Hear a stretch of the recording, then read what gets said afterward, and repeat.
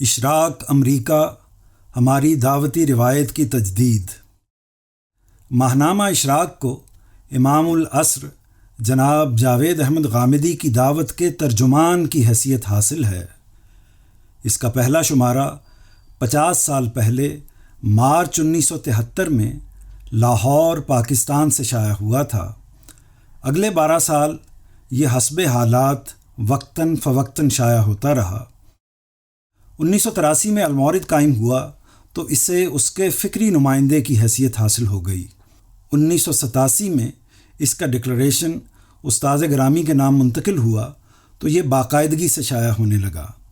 بعد ازاں جب استاذ گرامی کے فرزند ارجمند جواد احمد صاحب نے اپنی انتظامی صلاحیتوں کو دعوتی کام کے لیے مختص کرنے کا فیصلہ کیا تو اشراق کی نگرانی کے جملہ امور انہیں سونپ دیے گئے۔ اللہ کا شکر ہے کہ وہ انہیں حسب استطاعت خوش اسلوبی سے انجام دے رہے ہیں اور ماہنامہ اشراق لاہور بلا انقطاع جاری و ساری ہے۔ الحمدللہ رب العالمین۔ اس رسالے کے ادارتی اور انتظامی امور میں جن رفقا کا غیر معمولی کردار رہا ہے ان میں ڈاکٹر منیر احمد، شکیل الرحمان، طالب محسن، خورشید ندیم، نعیم بلوچ، معز امجد، محمد بلال اور قدیر شہزاد کے نام نمایاں ہیں۔ راکب الحروف کو بھی استاذ گرامی نے اس کی خدمت کا اعزاز عطا فرمایا ہے۔ چنانچہ انہی کی سرپرستی اور رہنمائی میں کم و بیش 20 سال سے اس کی ادارت کے فرائض بجا لانے کا موقع میسر ہے۔ تدوین و طباعت میں معظم صفدر، نعیم احمد، شاہد محمود، تیمور رضا اور اظہر امیر کی خدمات گراں قدر ہیں۔ جن رجال کار نے اسے لوگوں تک پہنچانے کے مشن کو اپنایا اور گھروں، دفتروں، دکانوں میں اسے دستیاب کرنے کے لیے شب و روز جد و جہد کی، ان میں 2 شخصیات کا کردار غیر معمولی ہے۔ ایک محمد اسحاق ناگی مرحوم اور دوسرے ڈاکٹر حبیب الرحمان شہید۔ ڈاکٹر حبیب الرحمان کو اسی کی خدمت کی بدولت شہادت کا رتبہ ملا۔ اللہ دونوں کو جنت الفردوس عطا فرمائے۔ اشراق کی تعمیر و ترقی اور اس کا دوام و استحکام استاذ گرامی اور ان کے ان رفقاء و احباب کی کاوشوں کا نتیجہ ہے۔ دعا ہے کہ اللہ تعالیٰ ان کی اجتماعی مساعی کو شرف قبولیت عطا فرمائے اور ان کے اخروی اجر کا وسیلہ بنائے، آمین۔ گزشتہ برسوں کے دوران میں جب دنیا کے مختلف ملکوں میں المورد کے انفرادی نظم قائم ہوئے تو پاکستان سے باہر ان سب کاموں کی بنیاد پڑ گئی جو المورد کے تصور کا لازمی جز ہیں۔ ان 9 تشکیل اداروں نے پاکستان میں قائم اولین المورد کو مثالی نمونہ بنایا اور اپنے افرادی اور مالی وسائل کی رعایت سے تصنیف و تالیف، تعلیم و تربیت اور نشر و اشاعت کے کاموں کو منظم کرنا شروع کیا۔ ان کے مؤسسین اور منتظمین نے اپنے کاموں کو انہی خطوط پر استوار کیا جن پر اولین المورد کو قائم کیا گیا تھا اور انہیں انہی ناموں سے موسوم کیا جو استاذ گرامی کے ساتھ نسبت کو ظاہر کرتے تھے یا ان کے کاموں کی حیثیت سے معلوم و معروف تھے۔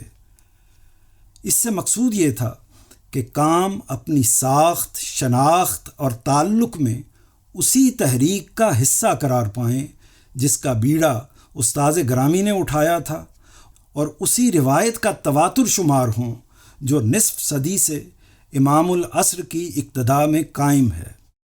اس تناظر میں بعض اہل دعوت کو تمنا ہوئی کہ اگر اسباب میسر ہوں تو ہمارے دعوتی ترجمان اشراق کو بھی دیگر ممالک سے جاری کیا جائے۔ یہ تمنا پوری ہوئی اور اس سلسلے کا اولین قدم ماہنامہ اشراق ہند کی صورت میں اٹھایا گیا۔ یہ 2017 سے باقاعدگی سے جاری ہے۔ فاضل محقق اور عالم دین مولانا محمد ذکوان ندوی اس کی ادارت کے فرائض انجام دے رہے ہیں۔ پروردگار کا احسان ہے کہ ہندوستان کے بعد اب امریکہ سے بھی اشراق کے اجراء کے اسباب پیدا ہو گئے ہیں۔ ان اسباب کی فراہمی المورد امریکہ کے رفقا اور Ghamidi centre of Islamic learning کے ایگزیکٹو ڈائریکٹر جناب فرحان سید کی کاوشوں کا ثمر ہے، اس کی ادارت کے لیے میری ناچیز خدمات پیش ہیں۔ اشراق امریکہ تحریر کے ساتھ آڈیو کی صورت میں بھی دستیاب ہے۔ یہ صورت ہمارے دعوتی کام میں ایک نئے باب کا اضافہ ہے۔ اس میں مصنفین کی تحریریں ان کی اپنی آوازوں میں نشر ہوں گی۔ مقصود یہ ہے کہ دعوت کو دور جدید کے تقاضوں سے ہم آہنگ کیا جائے اور اس کے ساتھ اسے بر صغیر پاک و ہند کے ان کروڑوں لوگوں تک پہنچایا جائے جو اردو رسم الخط سے ناواقفیت کے باعث اس سے مستفید ہونے سے قاصر ہیں۔ Ghamidi centre of Islamic learning کی روح رواں اور اس کے ڈائریکٹر ریسرچ اینڈ کمیونیکیشن برادرم محمد حسن الیاس نے اس جدت کو شامل حال کرنے کا عزم کیا ہے۔ وہ اشراق آڈیو کے مدیر کے فرائض انجام دیں گے۔ ہماری خوش نصیبی ہے کہ استاذ گرامی جناب جاوید احمد غامدی نے اشراق امریکہ کی سرپرستی کو قبول فرمایا ہے۔ ہمارے لیے اس سے بڑھ کر شرف و اعزاز اور کیا ہوگا کہ ہمیں اپنے عہد کے امام کی رہنمائی میں دین کی خدمت کا موقع میسر ہے۔ دعا ہے کہ پروردگار اس سے تا دیر فیض یاب رکھے، آمین۔ اشراق امریکہ صحافت کے میدان میں ہماری دعوت کا نقش ثالث ہے۔ اشراق پاکستان کو نقش اول اور اشراق ہند کو نقش ثانی کی حیثیت حاصل ہے۔ گویا یہ اسی سفر کا تیسرا سنگ میل ہے جس کا آغاز نصف صدی پہلے استاذ گرامی نے کیا تھا۔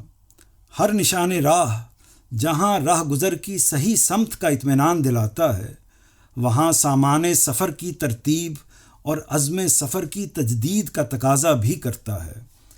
اشراق امریکہ کے آغاز کے موقع پر اس تقاضے کو پورا کرنے کی صورت یہ ہے کہ ان اصولوں، ان معیاروں اور ان قدروں کی یاد دہانی کی جائے جنہیں بانی اشراق نے قائم کیا اور ان کے رفقا نے دل و جان سے برقرار رکھا ہے۔ یہ درج ذیل ہیں۔ 1. اشراق علماء کے انذار کا ترجمان ہے۔ دین کی دعوت کا کام رسالت مآب صلی اللہ علیہ وسلم سے امت کے علماء کو منتقل ہوا ہے۔ اسے قرآن مجید نے انذار سے تعبیر کیا ہے، یعنی لوگوں کو اخروی زندگی کی تیاریوں کے لیے بیدار کیا جائے۔ یہ کام ظاہر ہے کہ تصنیف و تالیف اور تعلیم و تربیت کے اہتمام اور ان کی نشر و اشاعت پر مبنی ہے۔ اشراق ان کاموں کے جامع اور ناشر کی حیثیت سے اپنا کردار ادا کرتا ہے۔ 2. اشراق دین کی بے آمیز تعلیمات کا آئینہ دار ہے۔ دین اسی صورت میں انسانوں کے لیے حجت قرار پاتا ہے جب اسے نبی آخر الزماں حضرت محمد صلی اللہ علیہ وسلم کی الہامی تعلیمات پر منحصر کیا جائے۔ آپ سے قبل و بعد کے انسانی علوم و افکار کی کوئی آمیزش اس میں نہ ہونے دی جائے۔ چنانچہ اشراق کا بنیادی مقصد یہ ہے کہ دین کو فلسفہ، کلام، فقہ، تصوف اور تاریخ کی ملاوٹوں سے بالکل الگ کر کے بے کم و کاست اور خالص قرآن و سنت کی بنیاد پر پیش کیا جائے۔ 3. اشراق مدرسہ فراہی کے انداز فکر کا نمائندہ ہے۔ دور حاضر میں امام حمید الدین فراہی، امام امین احسن اصلاحی اور امام جاوید احمد غامدی کا کام خالص قرآن و سنت پر مبنی ہے۔ مدرسہ فراہی کے ان جلیل القدر اہل علم نے اس بات کو بطور اصول اختیار کیا ہے کہ دین کو نبی صلی اللہ علیہ وسلم کے قول و فعل اور تقریر و تصویب تک محدود سمجھا جائے، نہ اس میں کوئی کمی کی جائے نہ اضافہ کیا جائے، اور نہ اس میں کسی فکر، کسی نظریے، کسی خیال کو در اندازی کی اجازت دی جائے۔ اشراق بین ہی اس نقطۂ نظر کا حامل ہے، لہٰذا اسے مدرسہ فراہی کے فکری نمائندے کی حیثیت حاصل ہے۔ 4. اشراق حریت فکر کا علم بردار ہے۔ علم و فکر کی آزادی علم و فکر کی بقا کا ذریعہ ہے۔ اسی سے علوم و فنون میں تعمیر و ترقی کی راہیں کھلتی ہیں اور انسان کے ان پر اعتماد میں اضافہ ہوتا ہے۔ اس راہ میں اگر تقلید و تحدید اور جبر و اکراہ کی دیواریں کھڑی کر دی جائیں تو نہ صرف اس کی ترقی کا سفر رک جاتا ہے بلکہ اس کا اعتبار بھی ختم ہونا شروع ہو جاتا ہے۔ بدقسمتی سے ہماری تاریخ میں گزشتہ چند صدیوں سے اسی کا چلن ہے، چنانچہ مذہبی روایت دین سے مقدم اور معتبر ہو گئی ہے اور لوگ قرآن و سنت کو اسی کی روشنی میں سمجھنے پر آمادہ ہو گئے ہیں۔ اندھی تقلید کی یہ جامد روایت دین کی دعوت میں سب سے بڑی رکاوٹ ہے، لہٰذا اشراق نے اسے ببانگ دہل چیلنج کیا ہے اور دینی علوم پر غور و فکر کی کامل آزادی کا علم بلند کیا ہے۔ اس اعتبار سے یہ جریدہ دور حاضر کے مذہبی جبر و استبداد کے خلاف اعلان جنگ ہے۔ 5. اشراق علمی مکالمے کا حامی ہے۔ اہل علم کے مابین اتفاق و اختلاف علم کے سفر کا لازمی جز ہے۔ اتفاق و اختلاف کے لیے نقد و نظر اور بحث و مکالمہ ناگزیر ہے۔ علم کی دنیا میں اسی اتفاق یا اختلاف کو وقت ملتی ہے جو تجزیہ و تحلیل کے بعد دلائل سے ثابت ہو۔ یہ سارا عمل علمی تبادلہ خیال کو پروان چڑھاتا ہے۔ مکالمہ ایک صاحب علم کے سوال اور دوسرے کے جواب پر منحصر ہوتا ہے۔ اس کے نتیجے میں علم منتقل ہوتا اور صحیح اور غلط میں امتیاز کا سلسلہ جاری رہتا ہے۔ اشراق اگرچہ مدرسہ فراہی کے انداز فکر کا آئینہ دار ہے، مگر یہ دیگر مکاتب فکر کے ساتھ علمی تبادلہ خیال کو ضروری سمجھتا ہے۔ اس کے نقد و نظر اور نقطۂ نظر کے شعبے اسی طرح کے مضامین کے لیے مختص ہیں۔ 6. اشراق فرقہ بندی کا مخالف ہے۔ فرقہ بندی گروہی عصبیت پر مبنی ہوتی ہے، یعنی لوگ کسی گروہ یا جماعت کی حمایت علم و استدلال یا حق و صداقت کی بنا پر نہیں کرتے بلکہ نسبت، تعلق اور وابستگی کی بنیاد پر کرتے ہیں۔ وابستگی بذات خود کوئی عیب نہیں، لیکن یہ اگر حق کے مقابلے میں ہو تو سراسر فساد ہے۔ پھر یہ معاشرے میں وہی فتنہ، وہی شر پیدا کرتی ہے جو زمانہ رسالت میں ابو جہل اور ابو لہب نے پیدا کیا تھا۔ ہمارے ہاں یہ اسی کا نتیجہ ہے کہ مسلمانوں کے مختلف گروہ ایک دوسرے کو دائرہ اسلام سے خارج قرار دیتے اور ان کے لیے انکار، ارتداد اور تکفیر کے فتوے جاری کرتے ہیں، اور نوبت یہ آ جاتی ہے کہ ان کے خون کو مباح اور قتل کو واجب سمجھ لیا جاتا ہے۔ اشراق اس تعصب اور فرقہ بندی کے خلاف ہے اور مسلمانوں کو دعوت دیتا ہے کہ وہ جاہلی عصبیت کی سنگلاخ پگ ڈنڈیوں کو چھوڑ کر اخوت و سلامتی کی ہموار شاہراہوں کو اختیار کریں۔ 7. اشراق لوگوں کی انفرادی اصلاح کا نقیب ہے۔ دین چاہتا ہے کہ انسان کے علم و عمل کو آلائشوں سے پاک کر کے اسے خدا کی ابدی جنت کا اہل بنایا جائے۔ اس کے لیے سب سے بنیادی چیز خالق کے ساتھ بندگی کے تعلق کو پورے خلوص سے قائم کرنا ہے۔ اس کے بعد مخلوق خدا کے ساتھ اپنے معاملات کو مبنی بر اخلاق رکھنا ہے۔ ان دونوں پہلوؤں سے انسان کو واعظ و نصیحت کی ضرورت ہوتی ہے۔ اشراق اسی تذکیر و تلقین کا مجموعہ ہے۔ خاص انفرادی تہذیب اخلاق کے پہلو سے اس میں اصلاح و دعوت کا شعبہ مختص ہے۔ 8.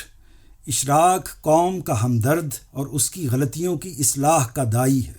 اس میں شبہ نہیں کہ اشراق علماء دین کا پلیٹ فارم ہے اور اس بنا پر اس کا اصل ہدف دعوت و انذار ہے، مگر خود دعوت کا تقاضا ہے کہ ملک و ملت کے دکھ درد میں شریک رہا جائے، انہیں تکلیف پہنچے تو محبت اور تسلی کا اظہار کیا جائے، وہ سرخ روح ہوں تو ان کی حوصلہ افزائی کی جائے، وہ انتشار و افتراق کا شکار ہوں تو اخوت اور اتحاد کا درس دیا جائے، غفلت، جہالت اور اخلاقی پستی کے اندھیروں کی طرف گامزن ہوں تو عزم و ہمت، علم و ہنر اور ادب و اخلاق کے اجالوں کی طرف بلایا جائے۔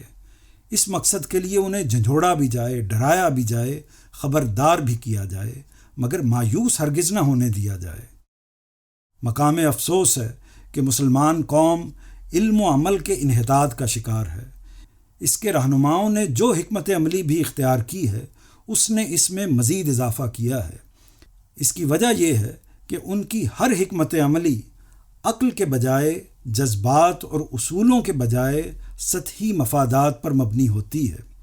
یہی وجہ ہے کہ مسلمان اپنے اپنے ملک میں قومی حیثیت سے منظم ہونے کے بجائے بے قابو گروہوں کی صورت اختیار کرتے چلے جا رہے ہیں۔ بر صغیر اور بعض دیگر ممالک میں ان کی سیاست، معیشت اور معاشرت تباہی کے دہانے تک پہنچ گئی ہے۔